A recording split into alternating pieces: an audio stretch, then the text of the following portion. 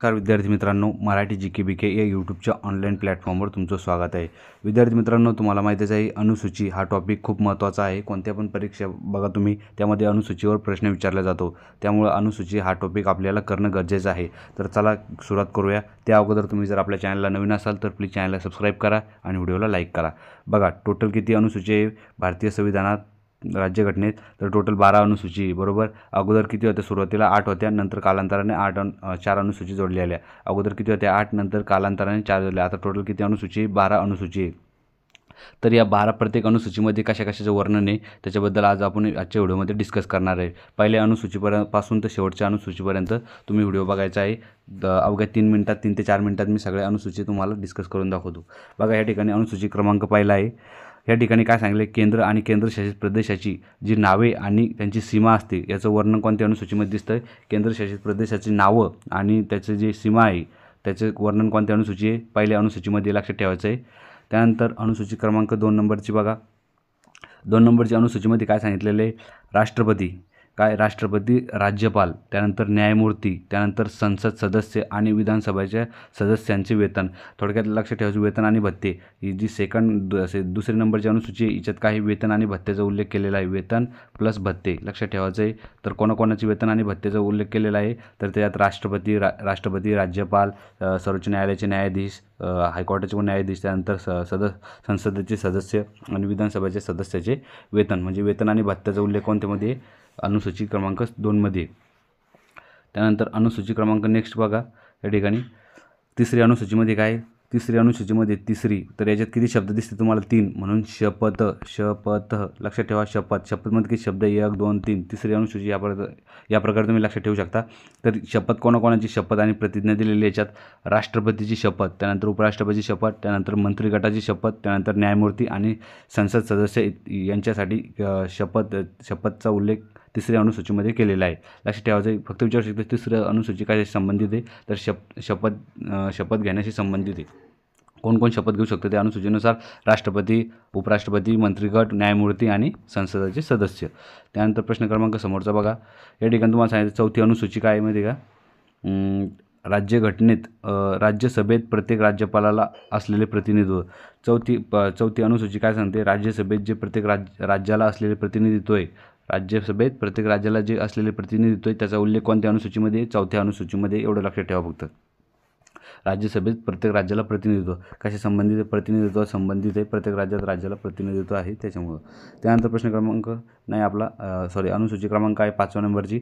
5वी अनुसूची बघा, अनुसूचित जमातीसाठी विशेष व्यवस्थापन, विशेषतः अनुसूचित भागामध्ये। जर तुम्हाला माहिती आहे एस टी कॅटेगरीचे जे लोक आहेत त्यांच्यासाठी अनुसूची कोणती आहे? 5वी क्रमांकाची अनुसूची, 5th क्रमांकाची लक्षात ठेवायचं आहे।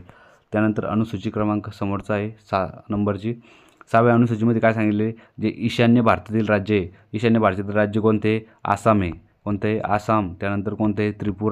त्रिपुरा म्हणजे लक्षात ठेवा जे 7 सिस्टर राज्य आहे ते राज्य याच्यामध्ये अनुसूचीचा उल्लेख केलेला आहे। म्हणजे स्वायत्त जिल्हा परिषद म्हणजे त्यांच्यासाठी वेगळी जिल्हा परिषदेची उल्लेख केलेला आहे। कोणत्या राज्यासाठी?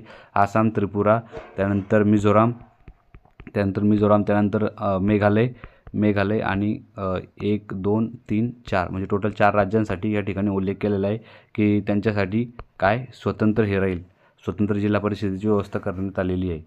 त्यानंतर अनुसूची क्रमांक 8 नंबरची बघा, 7 नंबरची अनुसूचीमध्ये काय सांगितलेलं आहे? 7वी अनुसूची इम्पॉर्टंट आहे बघा।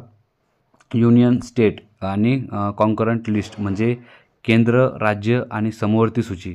काय? केंद्र सूची, त्यानंतर केंद्र सूचीमधलं, त्यानंतर राज्य सूची आणि त्यानंतर समवर्ती सूची म्हणजे ह्या ज्या सूचीमध्ये विषय देण्यात आलेले आहे, केंद्र सूची, राज्य सूची, याचा जे उल्लेख आहे या विषयांचा हे कोणत्या अनुसूचीमध्ये आहे? 7व्या अनुसूचीमध्ये आहे। तर लक्षात ठेवायचं आहे अनुसूची, समसूची, त्यानंतर राज्य सूची, समवर्ती सूची, राज्य सूची आणि एक केंद्र सूची। लक्षात ठेवायचं आहे सूचीचा उल्लेख कोणत्या याच्यामध्ये विचारलं तुम्हाला जर विचारलं तर सांगायचं 7वी अनुसूचीमध्ये उल्लेख आहे केंद्र सूची, समवर्ती सूची आणि समवर्ती सूची, युनियन, स्टेट आणि कॉन्करंट। त्यानंतर बघा आपली अनुसूची क्रमांक आहे 8व्या नंबरची। या ठिकाणी काय सांगितलेलं आहे माहिती का? 8व्या अनुसूचीमध्ये सध्या 22 भाषा आहेत मान्यताप्राप्त। तर विचारू शकते 8व्या अनुसूचीमध्ये काय आहे? 8वी अनुसूची काय संबंधित आहे? 22 भाषा संबंधित आहे. 22 भाषा एवढं लक्षात ठेवा फक्त. 22 भाषाशी संबंधित आहे 8वी अनुसूची. त्यानंतर 9वी अनुसूचीमध्ये काय याचा उल्लेख आहे? 9व्या अनुसूचीमध्ये उल्लेख आहे कायदे आणि अधिकार यांना न्यायालयीन पुनरावलोकनापासून संरक्षण. कायदे आणि अधिकार यांना न्यायालयीन पुनरावलोकनापासून संरक्षण देण्यात आलेली 9वी अनुसूची. लक्षात ठेवायचं आहे संरक्षणासंबंधित 9वी अनुसूची. 10वी अनुसूची आहे पक्षांतर विरोधी कायदा. म्हणजे 10वी अनुसूची जे 52वा संशोधन झालं, 52वा संविधान संशोधन झालं, 52 कॉन्स्टिट्यूशन अमेंडमेंट. 52 जे कॉन्स्टिट्यूशन अमेंडमेंट झालं तर ते कशा संबंधित आहे? पक्षांतर बंदी. त्यालाच काय म्हणतं? दलबदल विरोधी. म्हणजे तुम्ही पक्ष चेंज करू शकत नाही, त्याच्याविरुद्ध आहे अँटी डिफेक्शन लॉ. लक्षात ठेवायचं आहे. तर की कोणत्या संविधान संशोधनानुसार? 52व्या संविधान संशोधनानुसार. तर विचारलं 52वा संविधान संशोधन काय संबंधित आहे?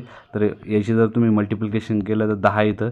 लक्षात ठेवायचं 10वी अनुसूची संबंधित आहे पक्षांतर बंदी. त्यानंतर समोरचं आहे 11वी अनुसूची. तर पंचायत राज. तुम्हाला माहिती आहे 73व्या घटना दुरुस्तीनुसार पंचायत राज व्यवस्थेला स्थानिक स्वराज्य संस्थेचा दर्जा देण्यात आलेला आहे.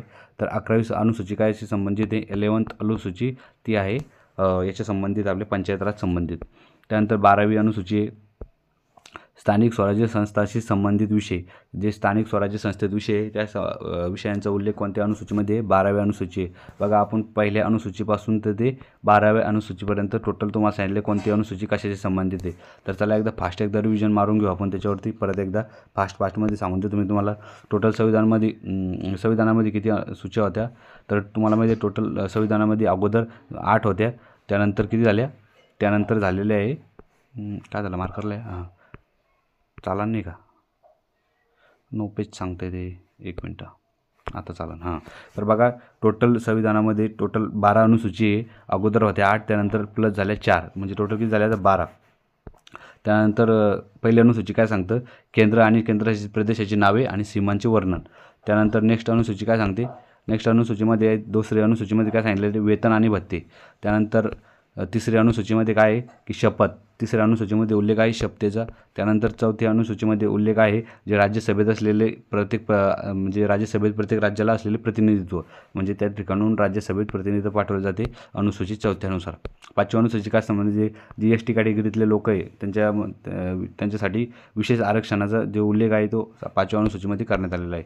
त्यानंतर अनुसूची 6वीमध्ये काय आहे? ज्या ईशान्य भारतातील राज्य आहे म्हणजे ईशान्य भारतातील राज्याला स्वतंत्र जिल्हा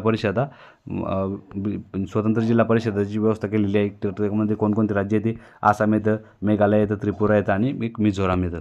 त्यानंतर अनुसूची बघा 7वी आहे केंद्र, राज्य, समवर्ती सूचीतील युनियन. म्हणजे ज्या सूच्या आहे म्हणजे समवर्ती सूची, केंद्र सूची, राज्य सूची आणि समवर्ती सूची या तिन्ही सूचींचा उल्लेख कोणत्या सूचीमध्ये आहे? तर 7वी अनुसूचीमध्ये आहे. एवढं लक्षात ठेवा. त्यानंतर 8वी अनुसूचीमध्ये काय? जे मान्यताप्राप्त संविधानानं 22 भाषा मान्य केलेल्या आहे. तर त्या 22 भाषेचा उल्लेख कोणत्या अनुसूचीमध्ये? 8व्या अनुसूचीमध्ये आहे. त्यानंतर 9वी अनुसूचीमध्ये काय माहिती आहे का? कायदे आणि अधिकार यांना न्यायालयीन पुनरावलोकनासाठी संरक्षण देण्यात आलेलं आहे. त्यानंतर 10वी अनुसूचीमध्ये काय सांगितलेलं आहे की जे पक्षांतर विरोधी कायदा आहे अँटी डिफेक्शन लॉ. तर ते 10वी अनुसूची कोणत्या संविधान संशोधनानुसार झाली? 52 कॉन्स्टिट्यूशन अमेंडमेंट झालं पक्षांतर बंदी विरोधात. कसं लक्षात ठेवायचं? 52 संविधान संशोधन 5 दुने 10 म्हणजे किती? 10वी अनुसूची असं लक्षात ठेवा. त्यानंतर 11वी अनुसूची बघा. 11वी अनुसूची काय संबंधित आहे? पंचायत राजव्यवस्थेतील विषय. पंचायत राजमध्ये जे विषय आहे त्याच्या संबंधित 11वी अनुसूची. आणि 12वी अनुसूची काय उल्लेख आहे? तर स्थानिक स्वराज्य संस्थांशी संबंधित आहे 12वी अनुसूचित. बघा अशा प्रकारे आपण 1 ते 12पर्यंत अनुसूची बघितल्या. नक्कीच तुम्हाला व्हिडिओ आवडला असेल आपल्या चॅनलला सबस्क्राईब करा आणि व्हिडिओला लाईक करा. नंतर भेटूया. धन्यवाद.